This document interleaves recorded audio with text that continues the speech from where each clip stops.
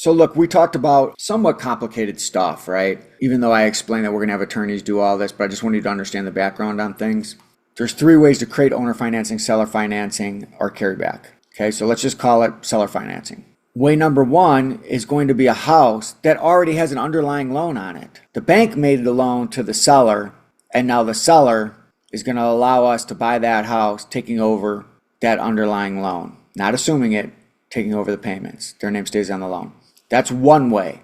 Most people call that buying a property subject to the existing loan. What's a second way?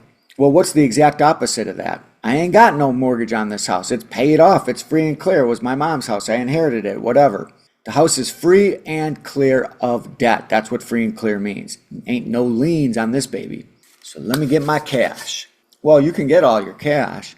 You'll just get less of it if you get it right away. But if you're willing to be a little bit patient, and I'll pay you for your patience, you get a lot more money over the long haul on this house. Well, I like the sound of that. How does that work? Well, we'll make you monthly payments till we pay you off in full at a price that we'll agree on. Fair enough? Okay, so houses that are free and clear, we have to structure the terms of the financing, don't we? To structure the owner financing. Now, why might we not have to do that up here? Because the bank already structured the financing with the seller. We ain't got to do nothing but just take it over as it stands.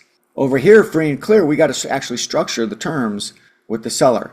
Are they getting interest? Are they not getting interest? For how long? Is there a balloon payment? Isn't there? Is there taxes and insurance included? Is it escrow? These kinds of things. Okay, so that's two big categories right there. And the third one is super simple. You know why? Because the third one is just a hybrid of these first two. So you could think of it as only two ways. We're either taking over existing debt or we're creating new debt with the seller so that they can realize their price over time with the seller financing us entirely. So the third way would be what? A mixture. Why would there be a mixture? Well, if it's a $400,000 house and the seller has $300,000 of debt on it, they're not going to sell us that house just allowing us to take over the $300,000 debt. They're like, well, when do I get my 100? Well, if you sell with a realtor, you're going to get a lot less than 100 because you got to pay 300 to the bank. You're probably going to have to pay $30,000, $40,000 in costs. So you might only get 50, 60 grand, 60, 70 grand. Wouldn't you rather get the full 100? Yeah. Okay, well, let's structure some terms around that. That's this.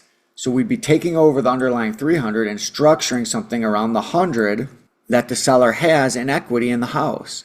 So that's a house that has an underlying loan and it has significant enough equity. Equity being defined as the difference between the value of the house and the loans on the house.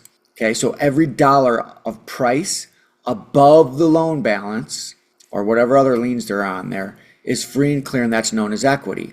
Well, if they're not going to get all that money right away, we got to structure some payment terms on how they get that over time.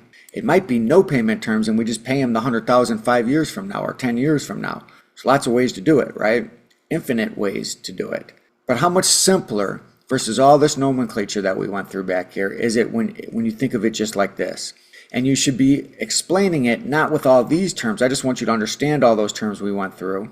But when you're explaining it to the seller, it's very simple. Over here, you already have a loan on it. There already is financing on it. We're just going to take over the payments on that so it's not complicated. Yeah, your name stays on the loan. We'll own the house, but we're going to be making the payments on your behalf. Your credit's getting improved every single time we make the payment. Not a big deal. If they think it's a big deal, we answer their questions. Okay? That's if there's very little equity. If there's a lot of equity, you'll get a lot more money if you allow us to pay you over time. We'll pay you to be patient like that. We'll make you a monthly payment, and we'll get you all the money that this house has earned over the years, that you've earned over the years, without some realtor driving in their little pink Beamer, squeezing you for $30,000, $40,000. You ain't got to do that with us. What are you going to do with the money anyway? Put it in something that earns you 3, 4%? Well, you might be better off leaving it in the house so that you don't have to give up that 30 or 40 grand. Now, so we talked to the seller about, are they open to the idea of getting a lot more money if they can be a little bit patient and the whole house being paid off? And if they are, okay, do you got the house free and clear? No, there's a mortgage on it. Well, what's the balance? What's the payment? And if they give you grief on that, we got to talk them through that. But we must know that for us to really get into this kind of conversation. But sometimes the house is going to have the underlying loan and have quite a bit of equity. So it's like, okay, so the underlying loan, those terms are already set. We'll go ahead and take over the payments on that. We got to figure out how to get you paid on your equity, what you've earned since you've owned this house for the last 5, 10 years.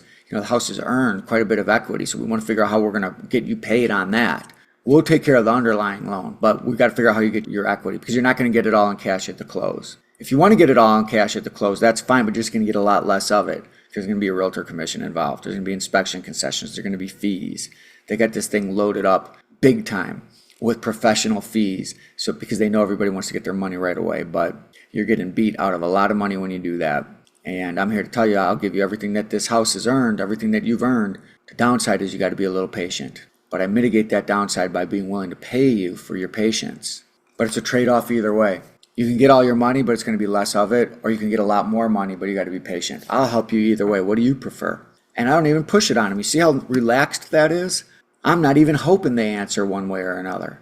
Maybe I'm hoping that they'd rather take the monthly payments because we make more money on that, but I actually don't care that much. I just want to help them. And when you go into these calls with your character, your integrity, your expertise, your competency, and you honestly are just trying to help them, knowing that somebody's going to profit on this, it might as well be you. It just makes the call go that much smoother. And that's what we want, folks. That's what we're trying to accomplish here. Okay, let's talk about free and clear. What does it mean to have a house free and clear? Well, free and clear means nothing's owed on the house. The entire value is pure equity. Now, the seller agrees, hopefully, that they'll take monthly payments until they're paid off in full. So what happens? Well, the seller this time is now going to own a promissory note, just like the bank owned a promissory note. On a free and clear property where the seller is willing to take monthly payments, they are basically acting as the bank for the buyer, because the bank having to come in and give all that money to the seller on behalf of the buyer, where the bank now holds a note and there's a mortgage on the property. We just skip that step, and now the seller is owed the monthly payments directly because they didn't receive any of the price, unless there was like a down payment involved, but they didn't receive any of the price. And now they have the protection of a mortgage or a deed of trust, which secures that promissory note from default, meaning somebody doesn't make the payments, they can go and get the house back because they now have a lien on the property. Now, let's talk about these hybrid situations where we're not just simply taking over the payments directly on the underlying loan. My preference, even though I know that we're in a better position if we just take over the payments directly on the loan, my preference is to always mirror wrap the underlying loan, which I'll talk to you about later as to why. I don't want to hurt the seller's debt to income ratio, and I don't want to make it where they don't have recourse. So that's why. So I'm always going to be doing a wrap unless the house is free and clear, 100% of the time.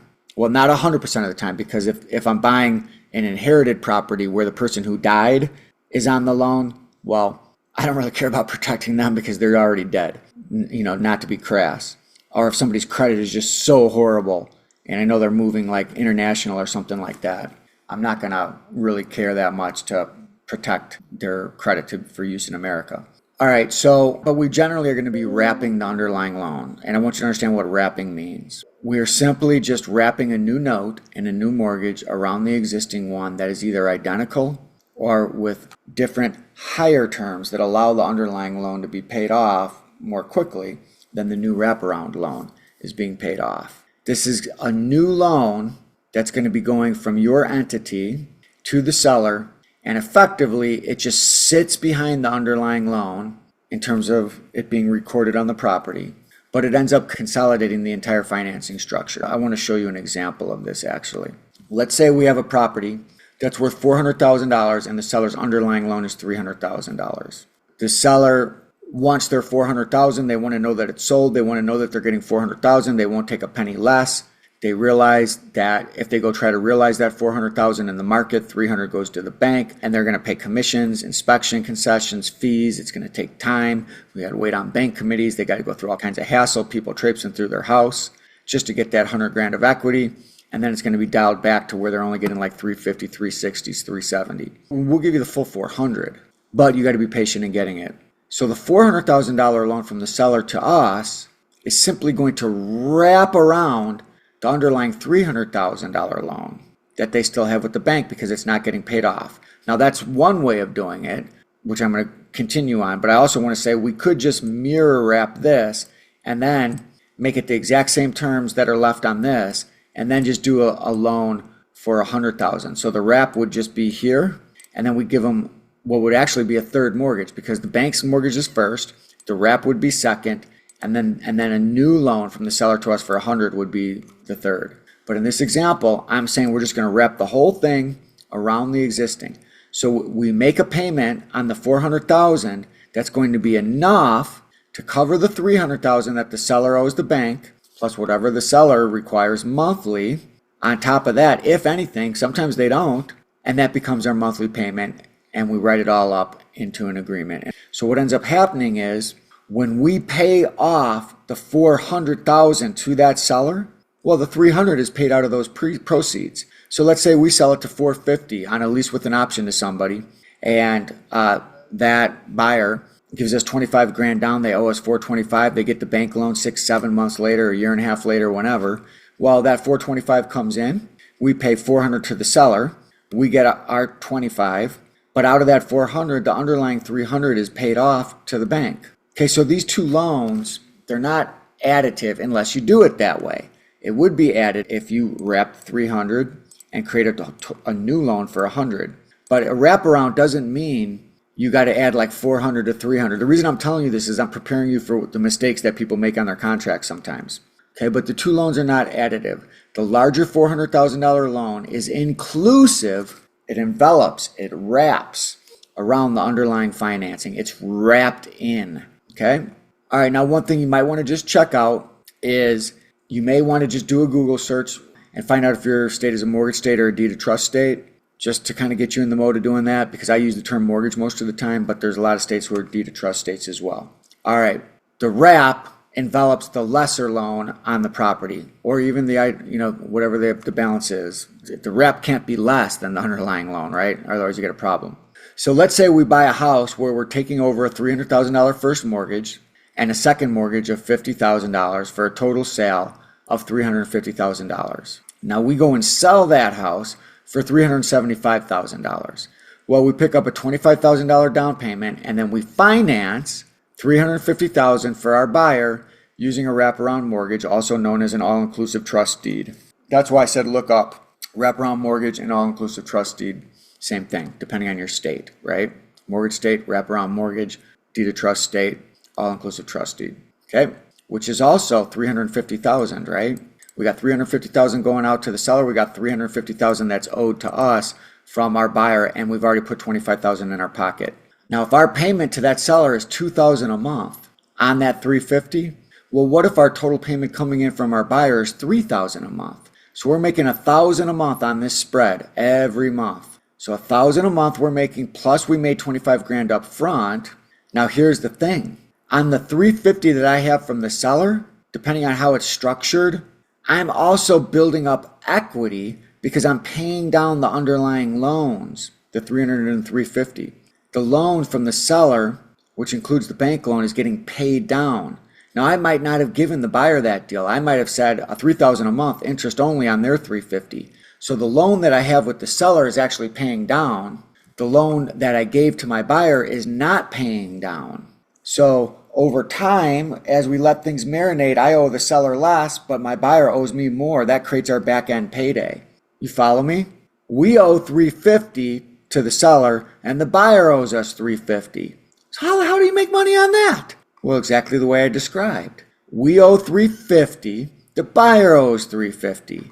But here's what happens. After a period of time, that $2,000 a month that we're paying to the seller's underlying loans is actually bringing down the balance because some of it is principal. But if we did an interest-only loan to our buyer at $3,000 a month, it's interest only. They haven't paid any of that $350,000 off. They still owe us $350,000 whenever they're ready to refinance it off. So not only are we cash flowing a G a month, but we're also building equity, because if the buyer refinances 5 years later, by that time, we might only owe $300,000 to the seller, but our buyer still owes us $350,000. So we got another 50 grand out of the deal.